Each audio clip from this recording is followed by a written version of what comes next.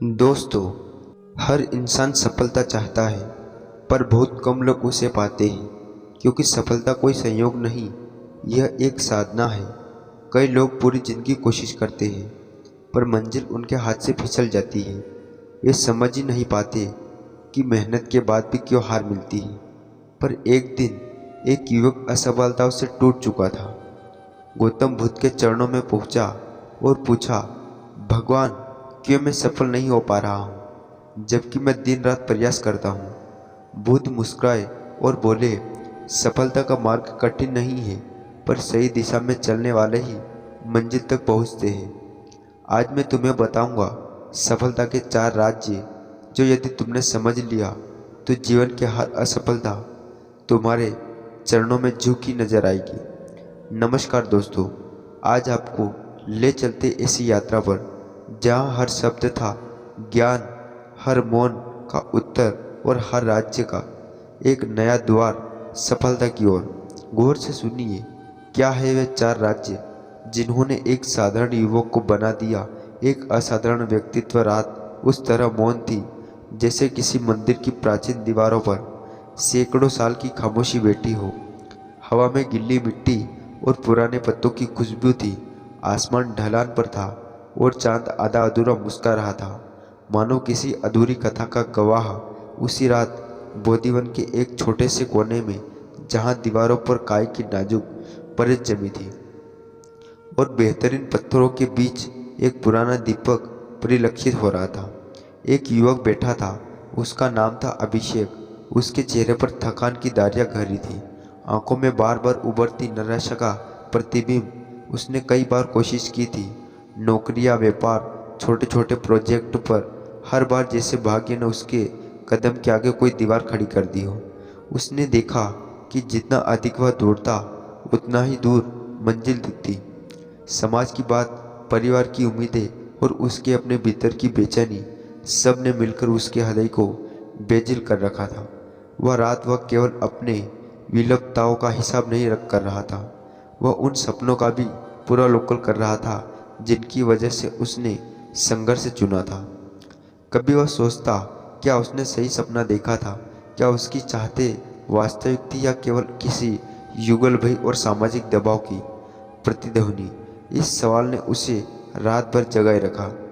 अगली सुबह उसने देखा कि बाहर की ओर जाकर बांस की पेटियों पर बैठे तपस्वी व्रत कुछ कह रहे थे। उनकी भाषा धीमी थी, पर शब्द में वह वजन था जो वर्षों के अनुभव से आता है। उसने उनसे एक सफलता और शांति दोनों देखी, जो उसे अंदर तक खींच ले गई। दिन ही उसने बुद्ध के पास जाने का निर्णय लिया। निश्चय यह किया कि अब वह प्रश्न सीधे उसी स्रोत पर लेकर जाएगा जहाँ से हजारों प्रश्न के उत्तर शांति से मिल चुके थे। जब वह बोधिवन पहुंचा तो वहाँ का माहौल कुछ अलग था, शांत पर भारी, जैसे मौन भी सोचता हो। बुद्ध एक बड़ा बोधि वृक्ष के नीचे बैठे थे। उनके आसपास शिष्य ध्यान मगन थे। अभिषेक ने नमन किया और अपने भीतर की सारी उलझनें सीधे रख दी।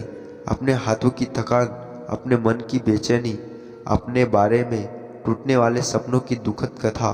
उसने अपना सिर झुकाकर कहा, भगवान, मैंने कितनी बार कोशिश की, पर सफलता अधूरी रही। कृपया बताइए, मैं क्या करूं? क्या मैं किसी विशेष योग्यता में कम हूं? क्या मेरा भाग्य ही खराब है? बुद्ध ने शांत आंखों से उसे देखा। उनके चेहरे पर कोई अधिक भाव नहीं था, ना शक्ति, ना कमजोर दया, केवल वह अपार स्थिर निर्वतता और किसी महासागर की तरह सब कुछ समेट लेती है।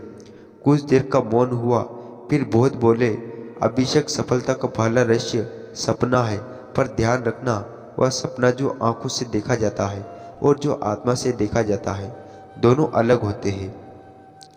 क्या तू बता सकता है कि मेरे सपनों का स्रोत क्या है?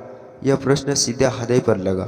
अभिषेक ने हक लाते हुए बताया, मैं सफलता चाहता हूँ, मान, प्रतिष्ठा, एक मुकाम जहाँ मेरा नाम जाने।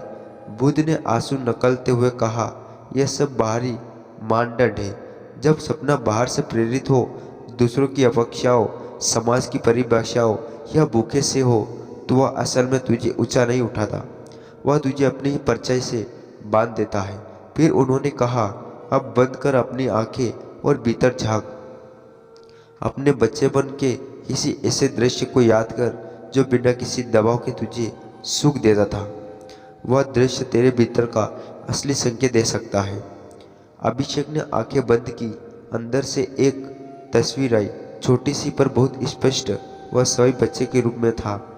गांव के स्कूल में बच्चों के बीच बैठा हुआ। किसी ने उसे पूछताछ करते कहा और वह सरलता से मुस्कुराते हुए बताता हुआ। बच्चों की आंखों में जिज्ञासा की चमक और उसके अंदर शांति। यह छवि उसके हृदय में गहराई से बैठ गई। वह समझ गया उसके भीतर का सपना केवल प्रसिद्ध नहीं, उसे सच्ची तृष्णा थी। लोगों के भीतर कुछ जगाने की ज्ञान, आत्मविश्वास और शक्ति किरण। वह याद आया कि जब भी उसने किसी को सिखाया या किसी की मदद की, उसके मन में एक अजीब संतोष मिला।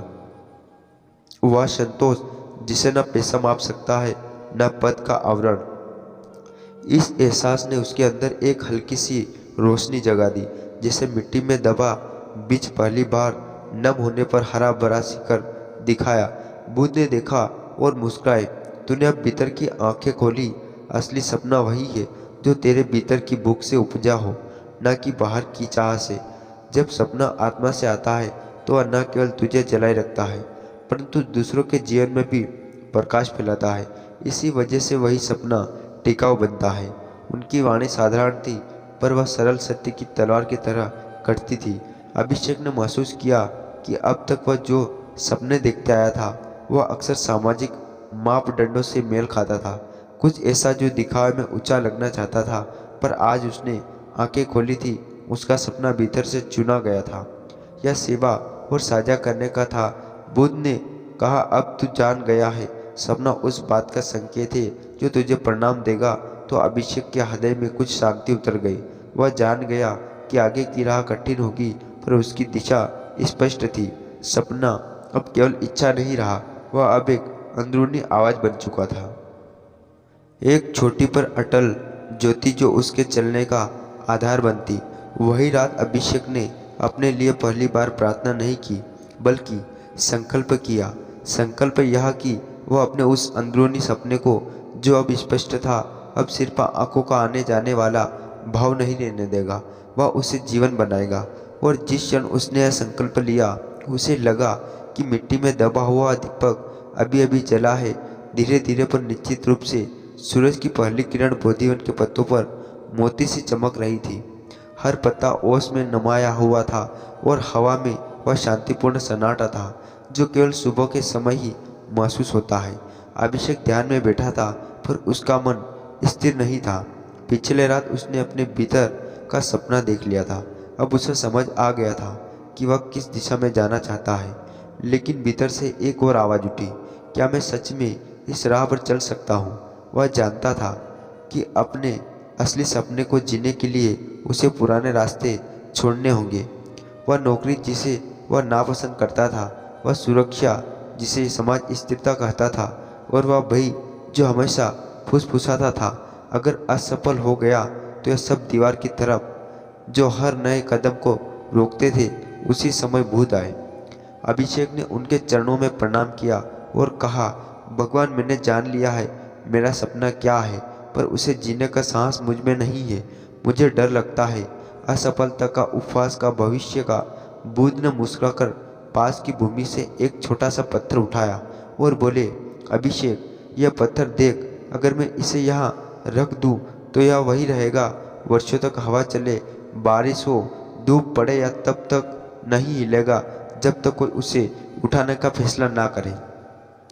इसी तरह तेरी आत्मा भी स्थिर है।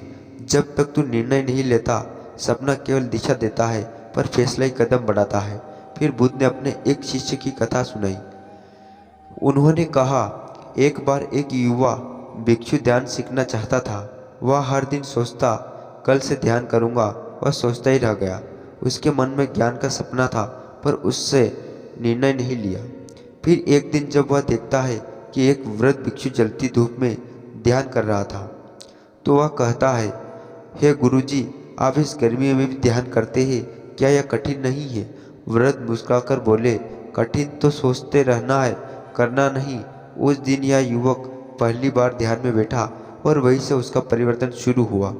बुद्ध ने अभिषेक की ओर देखा। जब तक तू सोचता रहेगा जीवन बीत जाएगा। निर्णय वह क्षण है जहाँ डर का अंत और जीवन की शुरुआत होती है। अभिषेक ने यह शब्द सुने और भीतर को हिला। वह समझ गया कि उसका असली शत्रु असफलता नहीं है, निर्णय से भागना है। वह जितनी बार कल कहता था वह उतनी बार अपने भीतर की शक्ति को नकारता था। उसने बुद्ध से पूछा, भगवान निर्णय कैसे लिया जाए जब भीतर इतनी उलझन हो, जब मन डगमगाए। बुद्ध ने शांत स्वर में कहा, निर्णय तब नहीं लिया जाता जब साफ हो। निर्णय लेकर ही सब साफ होता है। तेरा मन कहेगा रुको, दुनिया कहेगी सोचो, पर आत्मा फुसफुसाएगी चलो। जो उस फुसफुसाहट को सुन लेते हैं वही आगे बढ़ता है। उनके यह शब्द अभिषेक के भीतर में बिजली से गूंजे। उसे महसूस हुआ कि डर केवल विचार है, वास्तविकता नहीं। जैसे कोई अंधेरे कमरे में रहता है जब तक दीपक ना जले, जैसे दीपक जलता है अंधकार स्वयं हट जाता है। उस रात अभिषेक ने एक छोटा सा दीपक जलाया और अपने सामने रख दिया। वह बोला, जैसे यह दीपक अब अभी खुद से नहीं बुझ सकता। जब तक हवा ना आए वैसे ही मैं अब पीछे नहीं हटूंगा। जब तक प्राण है उसने तय किया अब अपनी नौकरी छोड़ेगा। वह शिक्षण और मार्गदर्शन के अपने सपने को वास्तविक बनाएगा। वह समाज में जागरूकता फैलाएगा, उन युवाओं को प्रेरित करेगा जो सबर पर भरोसा खो चुके हैं। वह असफल होगा तो सीखेगा, गिरेगा तो उठेगा, पर अब रुकेगा नहीं। फैसले की यह भावना उसके भीतर आग की तरह फैल गई। वह अपने कमरे में गया और अपनी डायरी खोली। वहाँ उसने केवल एक पंक्ति लिखी, मैं अब किसी भाई का दास नहीं हूँ।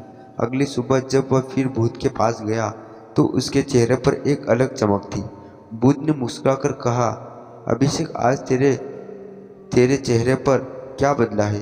अभिषेक बोला, भगवान पहले मैं सोचता था कि मैं कुछ खो दूंगा, अब समझा हूँ जब तक मैं खुद को नहीं खोता नया नहीं पा सकता। बुद्ध ने कहा, यही दूसरा रहस्य है। फैसला ही आत्मविश्वास की जननी है। जो निर्णय लेता है वह भविष्य नहीं देखता, वह भविष्य रचता है।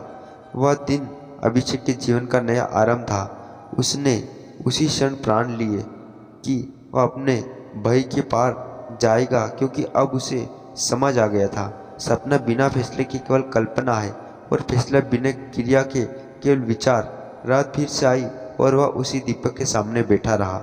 हवा हल्की चल रही थी पर इस बार दीपक नहीं बुझा, जैसे उसका निर्णय हवा से भी मजबूत था। उस क्षण अभिषेक जान गया, जो व्यक्ति अपने जीवन का निर्णय स्वयं करता है वह भाग्य के आगे नहीं झुकता, बल्कि भाग्य उसके आगे झुकता है। दिन बीत रहे थे। बोधिवन की सुबह अब अभिषेक के लिए केवल प्रकृति की सुंदरता नहीं बल्कि एक नया आरंभ बन चुकी थी। वह रोज ध्यान करता, अपने भीतर की आवाज़ सुनता और अपने निर्णय को याद करता।